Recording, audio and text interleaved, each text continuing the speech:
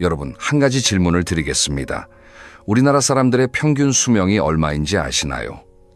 대략 83세입니다. 80세까지 사는 건 이제 그리 드문 일이 아닌 세상이 됐습니다. 그런데 말이죠. 여기서 흥미로운 사실이 하나 있습니다.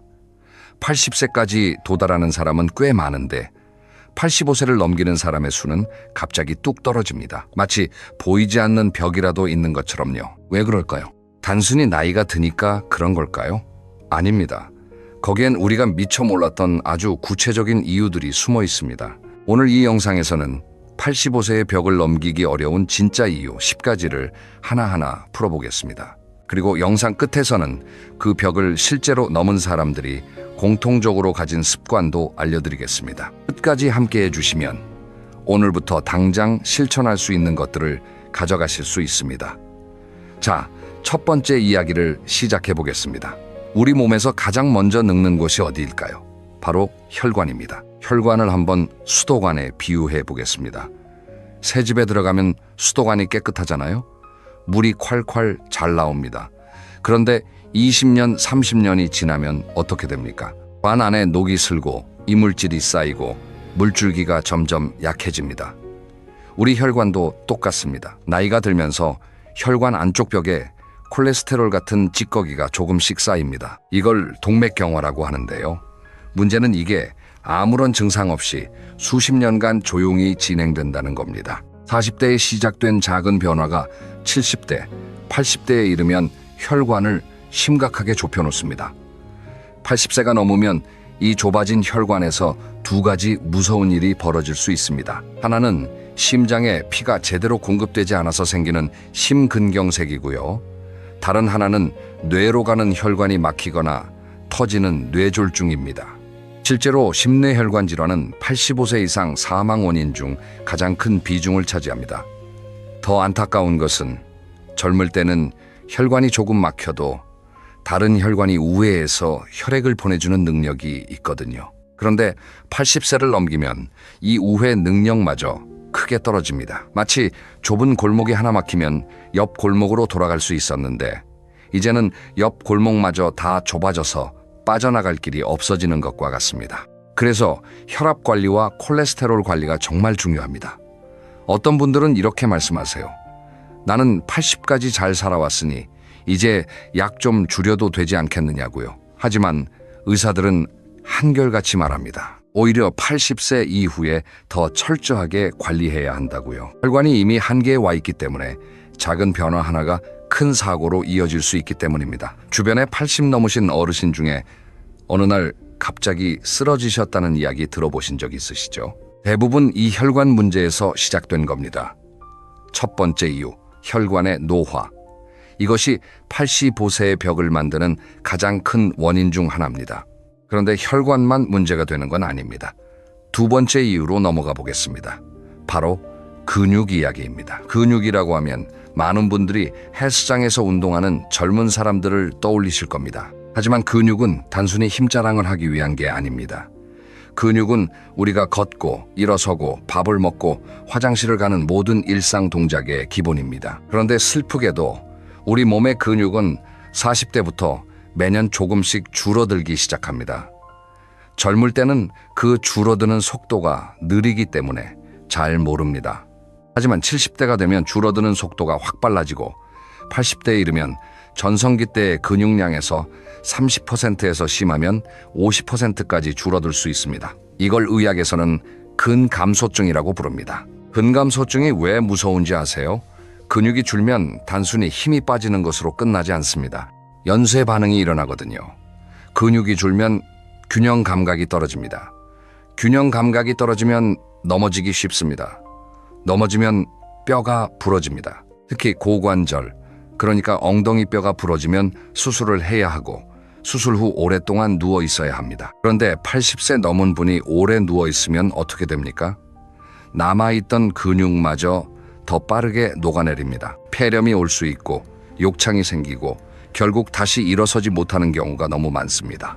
실제로 85세 이상에서 고관절 골절이 발생하면 1년 내 사망률이 30%를 넘는다는 연구 결과가 있습니다. 3명 중 1명이 1년 안에 돌아가신다는 뜻입니다. 저는 이런 비유를 자주 씁니다. 근육은 마치 저축과 같다고요. 젊을 때 운동으로 근육을 많이 만들어 놓으면 나이 들어서 줄어들더라도 버틸 수 있는 여유가 있습니다. 그런데 젊을 때부터 운동을 안 하고 근육 저축을 안 해놓으면 80대가 됐을 때 통장 잔고가 바닥나는 겁니다. 바닥난 통장으로는 아무것도 할 수 없잖아요.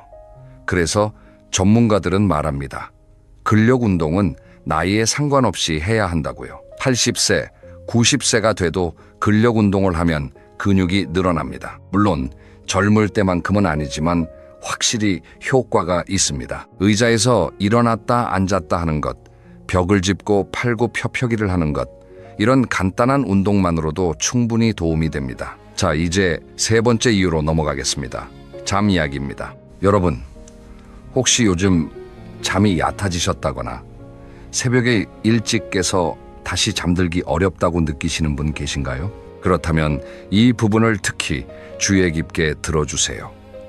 나이가 들면 수면의 질이 떨어지는 건 자연스러운 현상이라고 많이들 말합니다.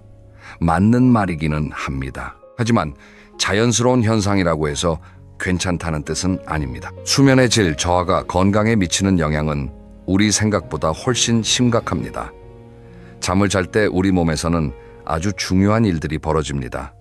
낮 동안 손상된 세포를 복구하고 면역 시스템을 재정비하고 뇌에 쌓인 노폐물을 청소합니다. 특히 깊은 잠, 의학 용어로 서파 수면이라고 하는데, 이 깊은 잠을 자는 동안 성장 호르몬이 분비되고 몸이 본격적으로 회복됩니다. 그런데 문제는 나이가 들면 이 깊은 잠의 비율이 크게 줄어든다는 겁니다. 20대 때는 전체 수면의 약 20%가 깊은 잠이었다면 70대가 되면 5% 이하로 떨어지는 경우도 흔합니다. 어떤 분들은 거의 깊은 잠을 못 자시기도 합니다. 이렇게 되면 어떤 일이 벌어지느냐? 첫째, 면역력이 떨어집니다. 감기 한번 걸리면 잘 낫지 않고 폐렴 같은 심각한 감염병에 취약해집니다. 둘째, 뇌의 노폐물 청소가 제대로 안 됩니다. 이게 장기적으로 치매 위험을 높입니다. 셋째, 만성염증이 심해집니다. 이 만성염증에 대해서는 잠시 후에 더 자세히 말씀드리겠습니다. 넷째, 혈당 조절 능력이 떨어집니다. 수면이 부족하면 인슐린 저항성이 높아져서 당뇨병이 악화되거든요. 나이 드신 분들이 이렇게 말씀하십니다. 나는 5시간만 자도 충분하다. 새벽에 깨는 게 습관이 돼서 괜찮다고요. 하지만 연구 결과는 다릅니다. 80세 이상에서도 최소 6시간에서 7시간의 수면이 건강 유지에 필요하고 특히 깊은 잠의 질이 중요합니다. 잠이 얕다고 해서 아무것도 할 수 없는 건 아닙니다. 낮에 적당한 햇빛을 쬐는 것, 저녁에 카페인을 피하는 것, 잠자리에 드는 시간을 일정하게 유지하는 것, 이런 작은 습관들이 수면의 질을 개선하는 데 도움이 됩니다. 세 번째 이유, 수면의 질 저하. 이것은 보이지 않는 곳에서 조용히 우리 몸의 회복력을 갉아먹는 수문적입니다. 네 번째 이유, 이건 밥상과 관련된 이야기입니다. 혹시 주변에 나이가 드시면서 입맛을 잃으셨다는 분 계시지 않나요? 예전에는 맛있게 잘 드셨는데 요즘은 뭘 먹어도 맛이 없다, 배가 별로 안 고프다, 이런 말씀을 하시는 분들이요. 이건 단순히 기호가 변한 것이 아닙니다. 의학적으로 아주 심각한 신호일 수 있습니다. 나이가 들면 미각과 후각이 둔해집니다. 맛을 느끼는 감각세포가 줄어들기 때문이에요. 그래서 음식이 예전 같지 않게 느껴지고 자연스럽게 먹는 양이 줄어듭니다. 위장의 소화 능력도 떨어지고 치아 문제로 씹기가 불편해지기도 하죠. 혼자 사시는 분들은 요리하기 귀찮아서 간단히 때우는 경우도 많고요. 이런 여러 가지 이유가 겹치면서 80세 이상 어르신들 중 상당수가 영양 부족 상태에 놓이게 됩니다. 특히 문제가 되는 것이 단백질 부족입니다. 단백질은 근육을 유지하는 데 가장 중요한 영양소인데 나이 든 분들이 가장 부족하게 섭취하는 영양소이기도 합니다. 고기가 질겨서 안 먹겠다, 소화가 안 된다, 이런 이유로 단백질 섭취가 확 줄어드는 거죠. 그러면 어떻게 됩니까? 앞서 말씀드린 근감소증이 더 빨라집니다. 근육 감소와 영양 부족이 서로를 악화시키는 악순환에 빠지는 겁니다. 비타민 D도 큰 문제입니다. 비타민 D는 뼈를 튼튼하게 하고 면역력을 유지하는 데 필수적인 영양소인데요. 나이가 들면 피부에서 비타민 D를 합성하는 능력이 크게 떨어집니다. 젊은 사람이 같은 시간 햇빛을 받아도 만들 수 있는 비타민 D의 양이 80대가 되면 4분의 1 수준으로 줄어든다는 연구도 있습니다. 게다가 외출을 잘 안 하시는 분들은 햇빛 자체를 못 쬐니까 더 심각해지죠. 영양 부족의 가장 무서운 점은 겉으로 잘 안 드러난다는 것입니다. 마른 분만 영양 부족인 게 아닙니다. 체중은 정상인데 근육이 빠지고 지방만 남아있는 경우도 있어요. 이걸 말은 비만이라고 부르기도 하는데 겉보기에는 괜찮아 보여도 속은 텅 비어있는 상태입니다. 그래서 전문가들은 80세 이후에는 오히려 체중이 좀 나가는 것이 유리하다고 말합니다. 너무 마른 것보다는 약간 통통한 것이 위기 상황에서 버틸 수 있는 체력을 남겨두기 때문이에요. 네 번째 이유, 영양 부족과 입맛 저하. 이것은 밥상에서 시작되는 조용한 위기입니다. 다섯 번째 이유로 넘어가겠습니다. 이건 좀 어렵게 느껴지실 수 있지만 최대한 쉽게 설명해 보겠습니다. 만성 염증이라는 것에 대한 이야기입니다. 염증이라고 하면 보통 어딘가 다쳤을 때 빨갛게 붓고 아픈 것을 떠올리시죠. 손가락을 베었을 때, 벌에 쏘였을 때 붓고 열이 나는 것. 이것은 급성 염증입니다. 이런 급성 염증은 사실 우리 몸이 스스로를 치유하려는 좋은 반응이에요. 적군이 침입했으니 면역 군대가 출동해서 싸우는 겁니다. 싸움이 끝나면 염증도 사라지죠. 그런데 만성 염증은 다릅니다. 적군이 사라졌는데도 면역 군대가 계속 경계 태세를 풀지 않는 겁니다. 몸속 곳곳에서 아주 낮은 수준의 염증 반응이 꺼지지 않고 계속 유지되는 상태예요. 마치 집안의 보일러가 꺼지지 않고 살짝 계속 돌아가는 것과 같습니다. 당장 큰 문제는 안 느끼지만 그 열기가 수십 년간 쌓이면 결국 집 전체가 상할 수 있잖아요. 이 만성염증이 왜 85세의 벽과 관련이 있느냐? 현대의학에서는 만성염증이 노인성 질환의 거의 대부분과 연결되어 있다고 봅니다. 심장병, 당뇨병, 암, 치매, 관절염, 이 모든 질환의 뿌리에 만성염증이 자리 잡고 있다는 연구 결과가 계속 나오고 있거든요. 나이가 들면 이 만성염증 수준이 자연적으로 높아집니다. 이것을 영어로는 인플라메이징이라고 부르는데요. 염증이라는 단어와 노화라는 단어를 합친 말입니다. 말 그대로 염증성 노화라는 뜻이죠. 80세가 넘으면 이 만성염증 수준이 임계점을 넘기 쉽습니다. 그동안 버텨왔던 각 장기들이 이 지속적인 염증의 공격을 더 이상 견디지 못하고 하나둘 문제가 생기기 시작하는 겁니다. 만성염증을 낮추려면 어떻게 해야 할까요? 핵심은 생활 습관입니다. 적절한 운동, 충분한 수면, 균형 잡힌 식사, 특히 가공식품과 설탕, 트랜스 지방을 줄이고 채소와 생선, 견과류를 많이 드시는 것이 도움이 됩니다. 스트레스 관리도 중요해요. 스트레스 호르몬인 코르티솔이 만성적으로 높으면 염증이 더 심해지거든요. 다섯 번째, 이유, 만성염증. 이것은 눈에 보이지 않지만 몸 전체를 서서히 갉아먹는 불씨와 같습니다. 여기까지 5가지 이유를 말씀드렸는데요. 지금까지는 주로 몸의 문제를 다뤘습니다. 그런데 85세의 벽에는 몸만큼이나 중요한 것이 또 있습니다. 바로 마음과 관계의 문제입니다. 6번째 이유, 사회적 고립에 대해 이야기해 보겠습니다. 혹시 이런 말 들어보셨나요? 외로움은 하루에 담배 15개비를 피우는 것과 같은 건강 위험을 가진다고요. 이건 과장이 아닙니다. 미국의 한 대규모 연구에서 실제로 밝혀진 사실입니다. 사회적으로 고립된 사람은 그렇지 않은 사람에 비해 조기 사망 위험이 26% 높다는 결과가 나왔습니다. 비만이나 운동 부족보다도 더 위험하다는 거예요. 80세를 넘기면 사회적 고립이 급격히 심해지는 경향이 있습니다. 은퇴한 지 20년이 넘었고 친구들이 하나둘 세상을 떠나고 배우자를 먼저 보내신 분도 많습니다. 자녀들은 자기 생활이 바쁘고 몸이 불편해서 외출도 쉽지 않습니다. 자연스럽게 집안에서 보내는 시간이 늘어나고 만나는 사람이 줄어들고 대화를 나눌 상대가 없어집니다. 이 외로움이 몸에 어떤 영향을 미치는지 아세요?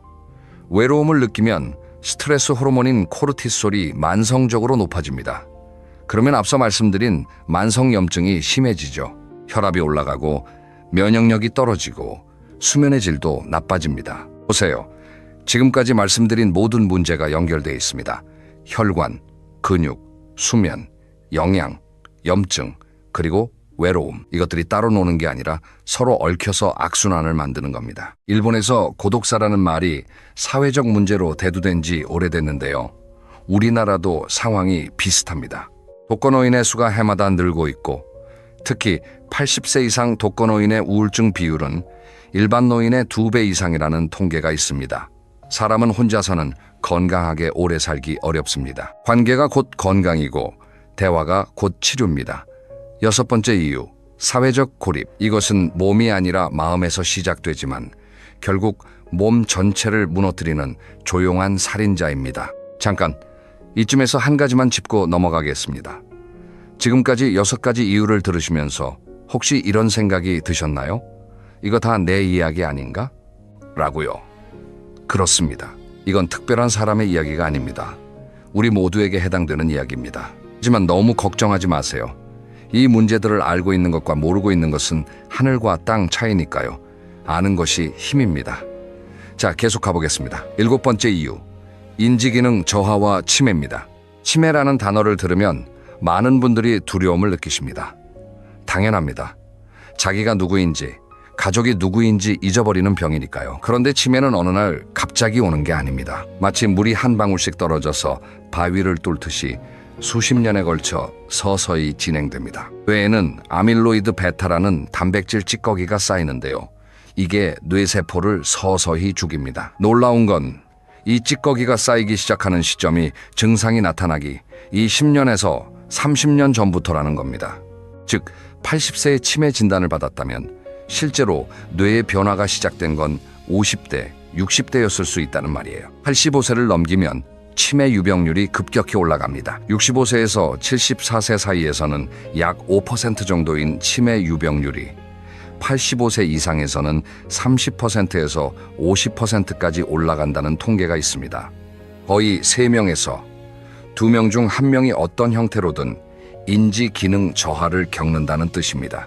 치매가 무서운 건 단순히 기억을 잃는 것 때문만이 아닙니다. 인지 기능이 떨어지면 약을 제때 먹는 것, 위험한 상황을 판단하는 것, 넘어지지 않도록 조심하는 것, 이런 자기 관리 능력이 전부 떨어집니다. 그러면 다른 모든 건강 문제가 함께 악화됩니다. 약을 빼먹은 이 혈압이 오르고 판단력이 흐려지니 넘어지고 영양 관리를 못한 이 근육이 더 빠지고 치매는 그 자체로도 치명적이지만 다른 모든 질환의 관리를 불가능하게 만든다는 점에서 이중으로 위험합니다. 뇌 건강을 지키는 방법은 의외로 단순합니다. 첫째, 꾸준히 머리를 씁니다. 책을 읽거나 새로운 것을 배우거나 퍼즐이나 바둑 같은 두뇌 활동을 하는 거죠.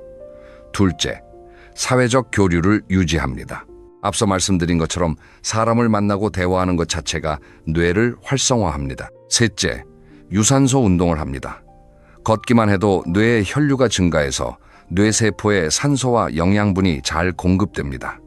넷째, 잘 자야 합니다. 깊은 잠을 자는 동안 뇌의 노폐물이 청소된다고 앞서 말씀드렸죠. 결국 모든 것이 연결되어 있습니다. 7번째 이유, 인지기능 저하. 이것은 뇌에서 조용히 진행되는 시한폭탄과 같습니다. 하지만 생활 습관으로 그 시계를 늦출 수 있다는 것 잊지 마세요. 8번째 이유는 좀 의외일 수 있습니다. 바로 약입니다. 약이 문제라니. 약은 병을 낫게 하는 건데 무슨 소리냐고 생각하실 수 있어요. 물론 약은 필요합니다. 하지만 문제는 약이 너무 많아질 때 생깁니다. 80세 넘은 분들 중에 약을 한 가지만 드시는 분이 계실까요?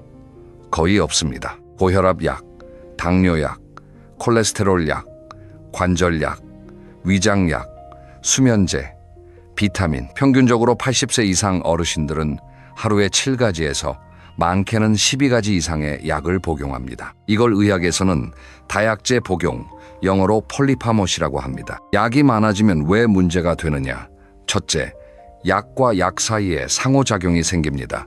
어떤 약은 다른 약의 효과를 높이기도 하고 반대로 낮추기도 합니다. 또 어떤 약은 다른 약과 만나면 예상치 못한 부작용을 일으킵니다. 약 한두 가지일 때는 이런 상호작용을 예측하기 쉽지만 7가지, 10가지가 되면 조합이 너무 복잡해져서 의사도 완벽하게 파악하기 어려워집니다. 둘째, 나이가 들면 간과 콩팥의 기능이 떨어집니다. 간은 약을 분해하는 곳이고 콩팥은 약의 찌꺼기를 걸러내는 곳인데 이 두 기관의 기능이 80세를 넘기면 젊을 때의 절반 수준으로 떨어질 수 있어요. 그러면 같은 용량의 약을 먹어도 몸속의 약 성분이 더 오래, 더 많이 남게 됩니다. 부작용이 나타날 가능성이 훨씬 높아지는 거죠. 실제로 85세 이상에서 입원하는 원인 중 상당 부분이 약물 부작용이라는 연구가 있습니다. 어지러움, 낙상, 의식 혼미, 위장 출혈 같은 증상으로 응급실에 오시는 어르신들 중 적지 않은 수가 약물 부작용 때문인 거예요. 약이 병을 치료하는 게 아니라 약이 새로운 병을 만들어내는 역설적인 상황이 벌어지는 겁니다. 그래서 전문가들은 말합니다. 80세 이후에는 약을 더하는 것보다 줄일 수 있는 약이 있는지 점검하는 것이 더 중요하다고요. 물론 이건 반드시 의사와 상의해서 해야 합니다. 절대 혼자서 약을 끊으면 안 됩니다. 하지만 정기적으로 자신이 먹는 모든 약의 목록을 가지고 의사와 상담하는 것, 이것은 85세의 벽을 넘기 위해 반드시 필요한 일입니다. 8번째 이유, 다중 약물 복용. 약이 너무 많으면 약이 독이 될 수 있습니다. 9번째 이유, 넘어짐의 공포입니다. 젊은 사람이 넘어지면 어떻습니까? 좀 아프다가 일어나면 그만입니다. 하지만 80세 넘은 분이 넘어지면 이야기가 완전히 달라집니다. 한 번의 넘어짐이 삶을 완전히 바꿔놓을 수 있기 때문입니다. 앞서 근감소증을 이야기할 때 잠깐 언급했는데 좀 더 자세히 말씀드리겠습니다. 나이가 들면 뼈가 약해집니다. 이건 누구나 아는 사실이죠. 골다공증이라고 하는데 뼈 안의 밀도가 줄어들어서 뼈가 푸석푸석해지는 겁니다. 젊은 사람의 뼈가 단단한 나무라면 골다공증이 심한 어르신의 뼈는 스펀지 같다고 생각하시면 됩니다. 스펀지에 강한 충격이 가해지면 어떻게 되겠습니까? 쉽게 부서지겠죠. 85세 이상에서 가장 위험한 골절은 고관절 골절입니다. 엉덩이 뼈가 부러지는 거예요. 이게 왜 위험하냐면 고관절이 부러지면 걸을 수가 없습니다. 바로 수술이 필요하고 수술 후에도 오랜 재활이 필요합니다. 그런데 85세 넘은 분이 수술을 받고 오래 누워 있으면 폐렴에 걸리기 쉽고 혈전이 생기기 쉽고 근육이 급격히 줄어듭니다. 실제로 고관절 골절 후 1년 내 사망률이 20에서 30%에 달한다는 걸 앞서 말씀드렸죠. 넘어지는 것을 예방하려면 어떻게 해야 할까요? 첫째, 하체 근력 운동을 꾸준히 해서 다리 힘을 유지해야 합니다. 둘째, 집안의 환경을 점검해야 합니다. 문턱, 미끄러운 바닥, 어두운 복도, 이런 것들이 넘어짐의 주요 원인이거든요. 화장실에 손잡이를 달고 미끄럼 방지 매트를 깔고 조명을 밝게 하는 것만으로도 낙상 위험이 크게 줄어듭니다. 셋째, 시력 검사를 정기적으로 받아야 합니다. 잘 안 보이면 당연히 넘어지기 쉬우니까요. 넷째, 어지러움을 유발하는 약이 있는지 의사와 확인해야 합니다. 앞서 약물 부작용 이야기를 했죠? 어지러움은 약물 부작용 중 가장 흔한 것 중 하나입니다. 9번째 이유, 낙상과 골절. 한 번의 넘어짐이 돌이킬 수 없는 결과를 가져올 수 있습니다. 예방이 최선이고 예방은 지금부터 가능합니다. 자, 이제 마지막 10번째 이유입니다. 이건 어쩌면 가장 중요한 이야기일지도 모릅니다. 살고자 하는 의지, 마음의 힘에 대한 이야기입니다. 80세를 넘기면 많은 분들이 이런 경험을 하십니다. 평생의 반려자를 먼저 보내는 것, 오랜 친구들이 하나둘 세상을 떠나는 것, 사회에서의 역할이 완전히 사라지는 것, 내 몸이 내 말을 듣지 않는 것, 이런 상실의 경험이 겹치고 겹치면 마음속에 조용히 스며드는 감정이 있습니다. 이제 됐다. 충분히 살았다. 더 이상 뭘 위해 살아야 하나. 이런 무기력함이요. 이것을 의학에서는 노년기 우울증이라고 부르기도 하고 더 넓게는 심리적 포기 상태라고 표현하기도 합니다.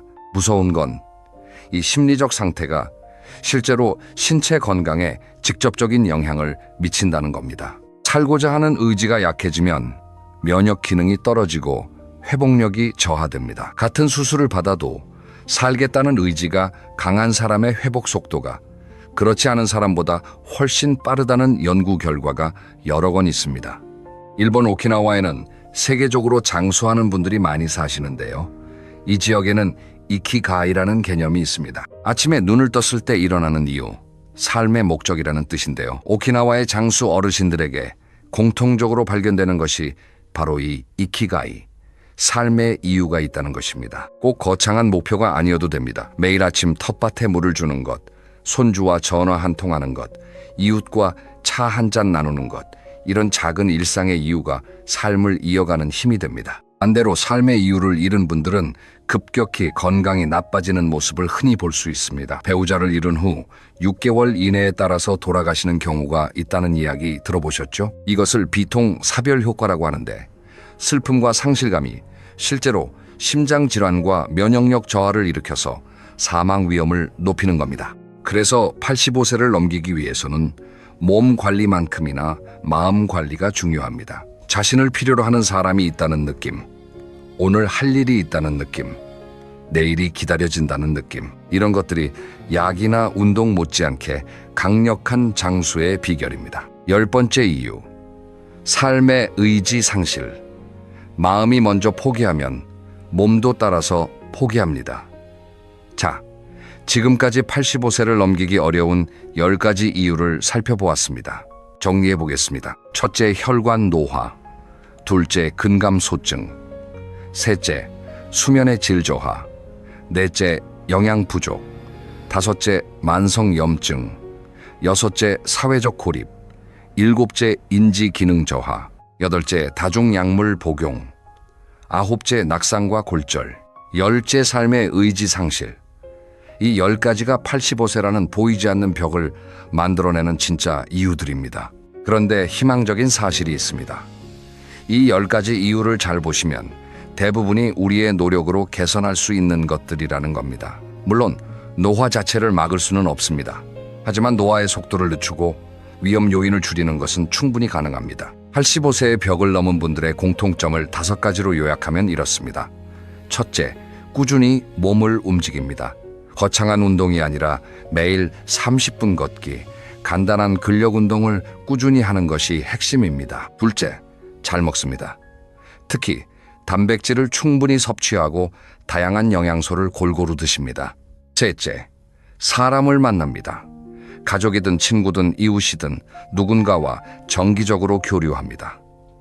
넷째, 머리를 씁니다. 새로운 것을 배우거나 독서를 하거나 취미 활동을 합니다. 다섯째, 삶의 이유가 있습니다.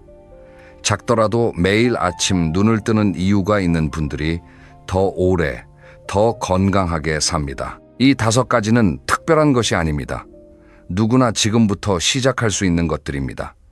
50대든 60대든 70대든 심지어 80대라도 늦지 않았습니다. 시작하는 그 순간부터 우리 몸은 반응합니다. 오늘 영상이 여러분과 여러분의 소중한 가족에게 작은 도움이 되셨으면 좋겠습니다. 특히 부모님이 80세 전후이신 분들, 이 영상의 내용을 부모님께 꼭 전해드리세요. 아는 것과 모르는 것의 차이가 정말 큽니다. 다음 영상에서는 85세를 넘긴 분들이 실제로 매일 실천하는 구체적인 루틴, 그분들의 하루를 자세히 소개해드리겠습니다. 궁금하신 분들은 구독과 알림 설정 꼭 부탁드립니다. 오늘도 건강하고 행복한 하루 보내세요.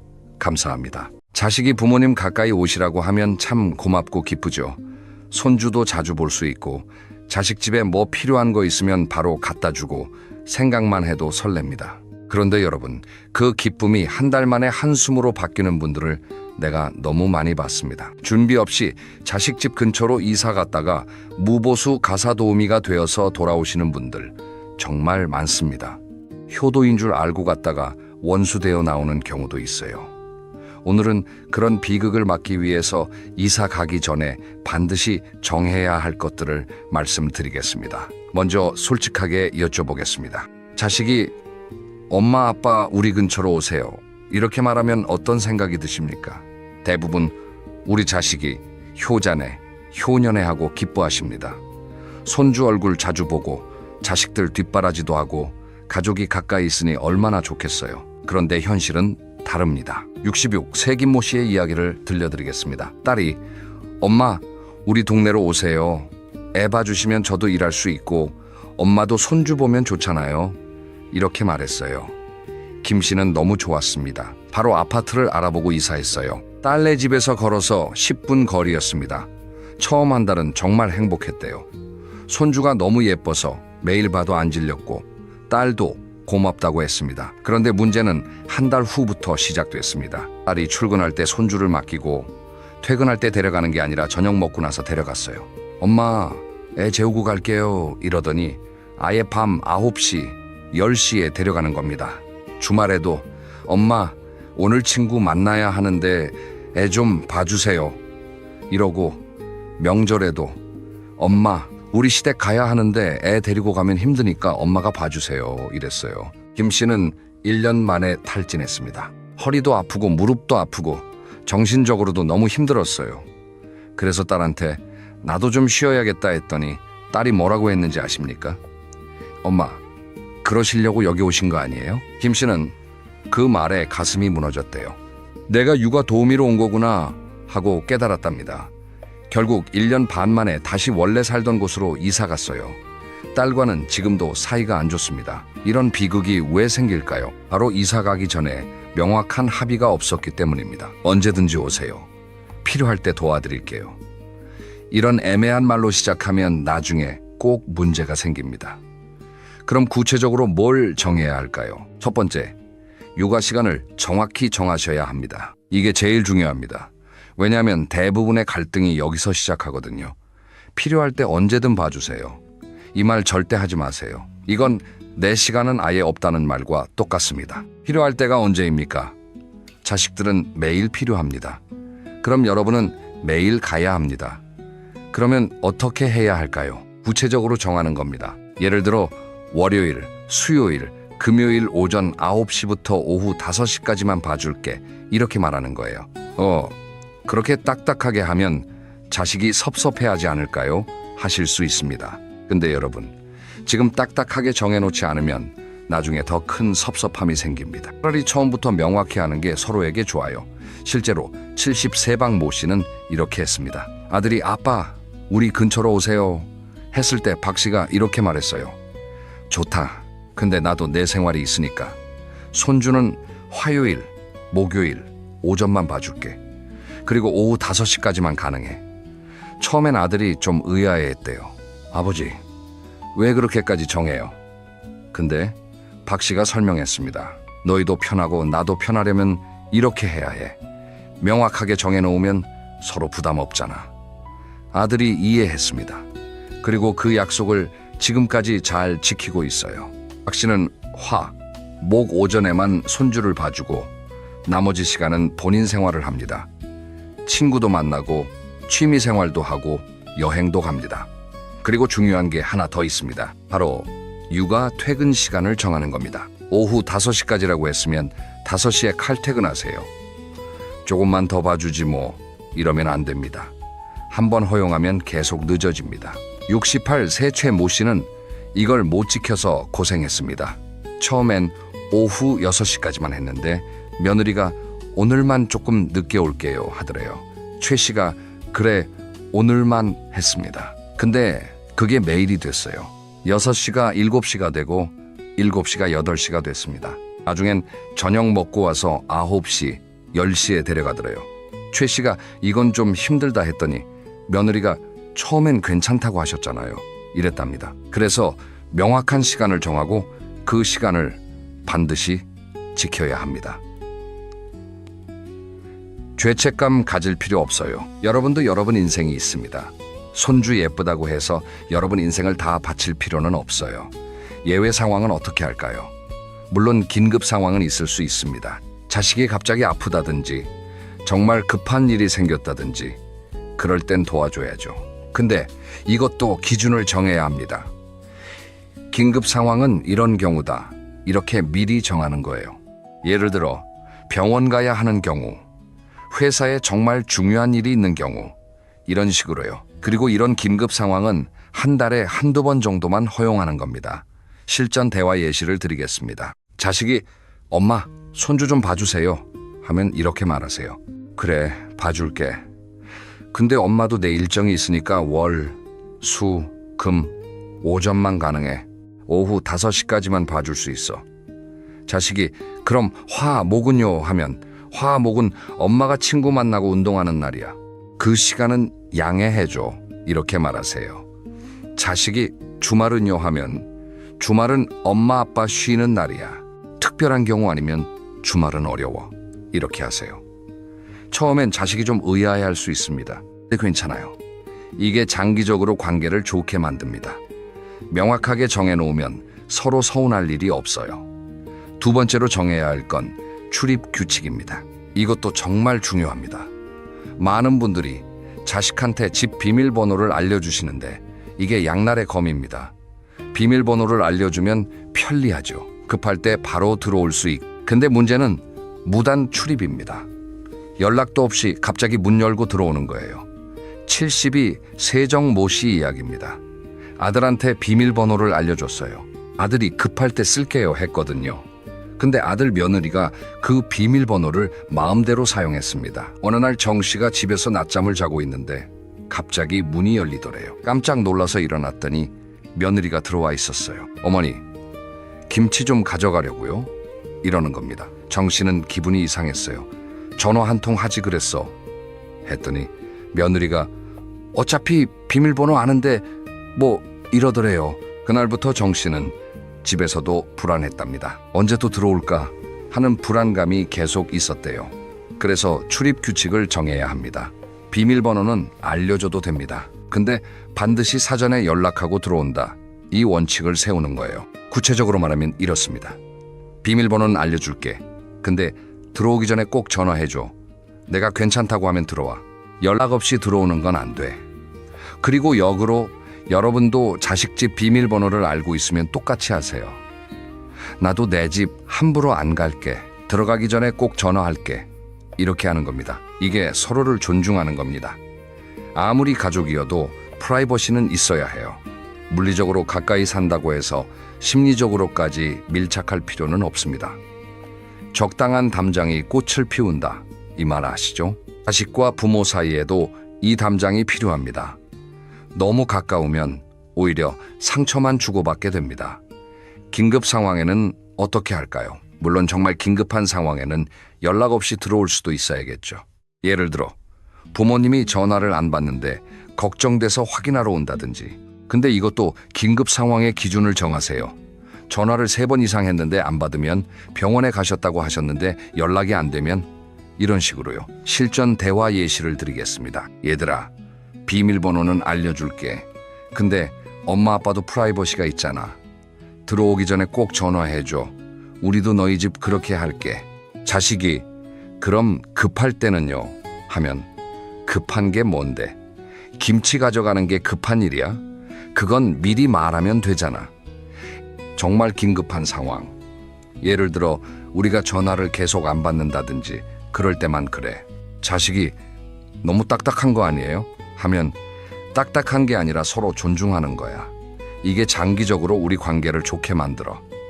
3번째로 정해야 할 건 식사 규칙입니다. 이것도 정말 중요한데 많이 놓치십니다. 같이 밥 먹는 게 뭐가 문제야? 하실 수 있는데 매일 같이 먹으면 큰 문제가 됩니다. 68세 이모 씨 사례입니다. 딸이 엄마, 저녁은 같이 먹어요 했어요. 이 씨는 좋았습니다. 가족이 모여서 밥 먹는 게 얼마나 좋아요. 그래서 매일 저녁을 딸네 집에서 먹었습니다. 처음엔 딸이 해주더니 점점 이 씨가 하게 됐어요. 엄마, 오늘 저 야근인데 저녁 좀 해주실 수 있어요? 이러더니 나중엔 아예 엄마가 해주시면 안 돼요? 이렇게 됐습니다. 이 씨는 매일 장을 보고 요리를 하고 설거지까지 했어요. 집에 가면 밤 9시, 10시였습니다. 1년을 그렇게 살았더니 완전히 탈진했어요. 그래서 어느 날 나도 좀 쉬고 싶다. 매일 같이 먹는 건 힘들어. 했더니 딸이 섭섭해 하더래요. 엄마가 해주시는 밥이 제일 맛있는데 이러면서요. 이 씨는 그때 깨달았습니다. 아, 내가 식당 아줌마가 됐구나 하고요. 결국 일주일에 한 번만 같이 먹자고 선을 그었습니다. 딸이 처음엔 불만이었지만 지금은 이해합니다. 그래서 식사 빈도를 정해야 합니다. 매일 같이 먹는 건 부모에게도 부담이고 사실 자식에게도 부담입니다. 일주일에 한두 번 정도가 적당합니다. 그리고 돌아가며 초대하세요. 이번 주는 부모가 자식을 초대하고 다음 주는 자식이 부모를 초대하고 이렇게 하면 한쪽만 부담스럽지 않습니다. 각자 먹는 날도 필요합니다. 여러분도 여러분끼리 먹고 싶을 때가 있고 자식들도 그럴 때가 있어요. 이게 건강한 겁니다. 반찬 문제는 어떻게 할까요? 많은 분들이 반찬 셔틀리 되십니다. 자식이 엄마 김치 좀 갖다 주세요. 엄마 된장찌개 좀 끓여주세요. 이러면 다 해주시거든요. 가끔은 괜찮습니다. 근데 매번 요구하면 안 돼요. 가끔 해줄게. 근데 매번은 힘들어. 너희도 해먹어. 이렇게 말할 수 있어야 합니다. 실전 대화 예시입니다. 얘들아, 저녁은 일주일에 한 번만 같이 먹자. 매일 먹으면 엄마도 힘들고 너희도 부담스럽잖아. 이번 주는 엄마가 초대할게. 다음 주는 너희가 해줘. 자식이 그럼 나머지 날은요? 하면 각자 알아서 먹는 거지. 엄마 아빠도 엄마 아빠끼리 먹고 싶을 때가 있어. 너희도 그렇잖아. 자식이 반찬은요? 하면 가끔 해줄게. 근데 매번은 안 돼. 엄마도 나이 들어서 매일 요리하는 게 힘들어. 이해해줘. 네 번째로 정해야 할 건 경제적인 부분입니다. 이게 제일 민감한데 꼭 정해야 합니다.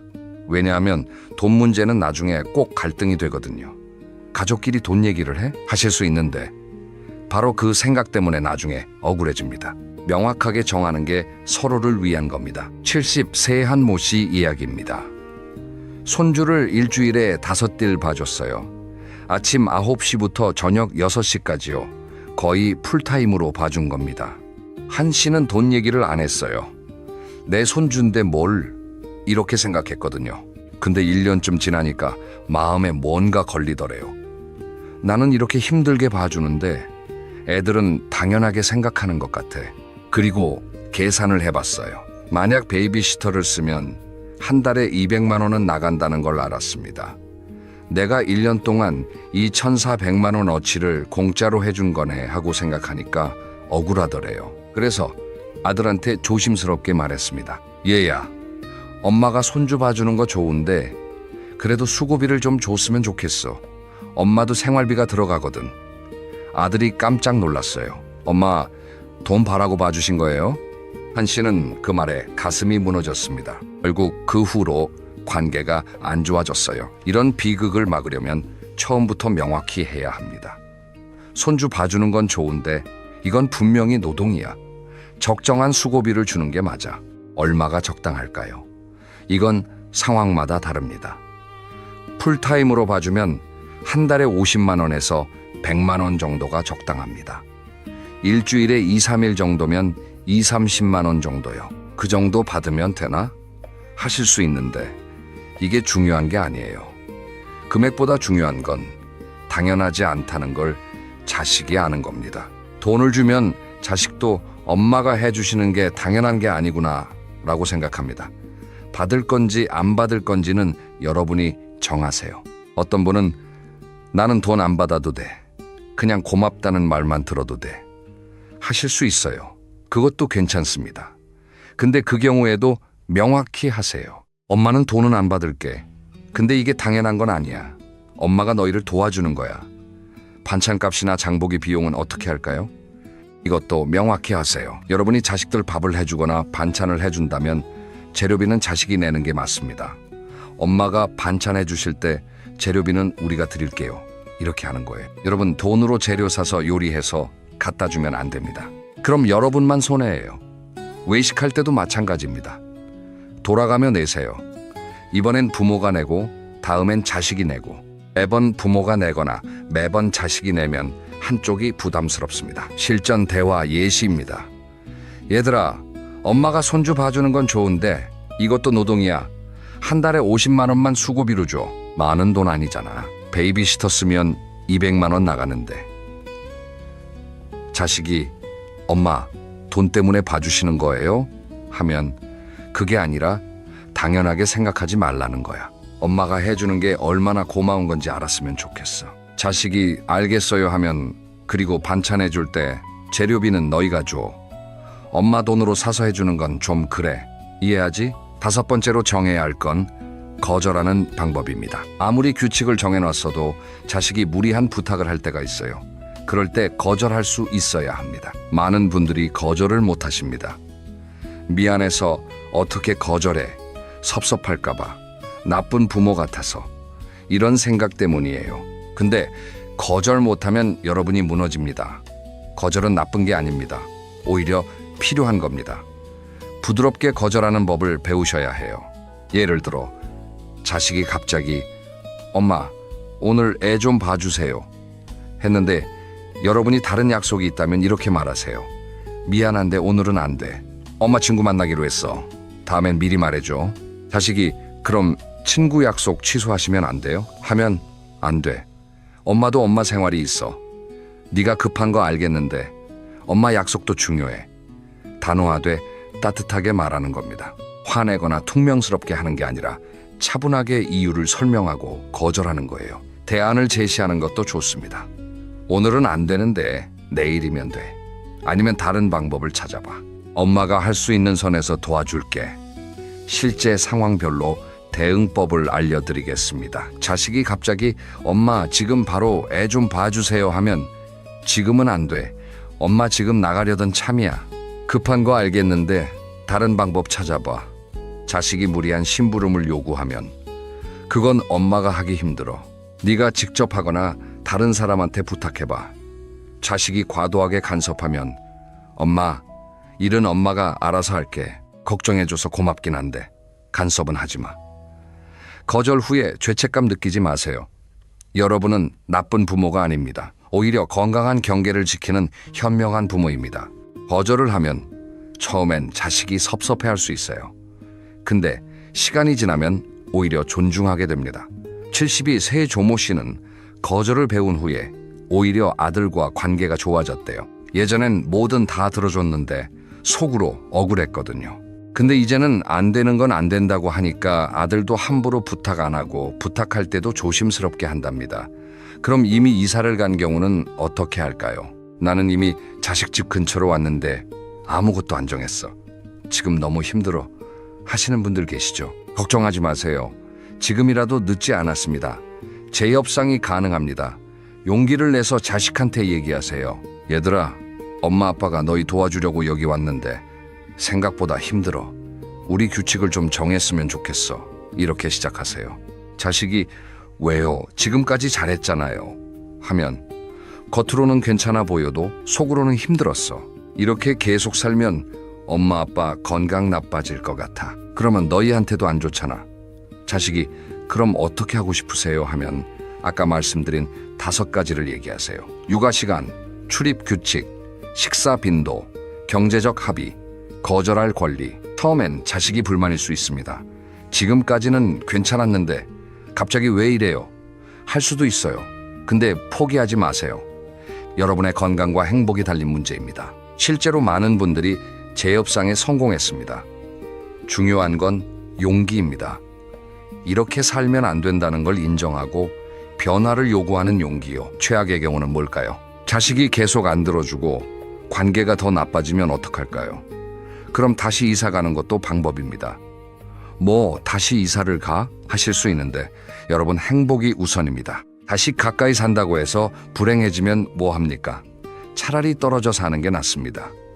거리를 두면 오히려 관계가 좋아질 수도 있어요.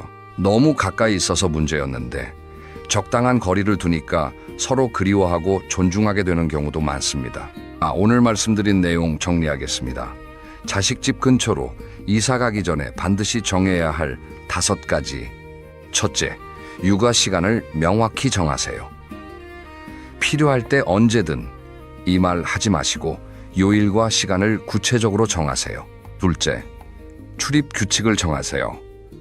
비밀번호를 알려줘도 되지만 반드시 사전에 연락하고 들어오도록 하세요. 셋째, 식사 빈도를 정하세요. 매일 같이 먹지 말고 일주일에 한두 번 정도만 같이 드세요. 넷째, 경제적인 부분을 명확히 하세요. 육아, 수고비, 반찬값, 외식비 등을 미리 정하세요. 다섯째, 거절하는 법을 배우세요.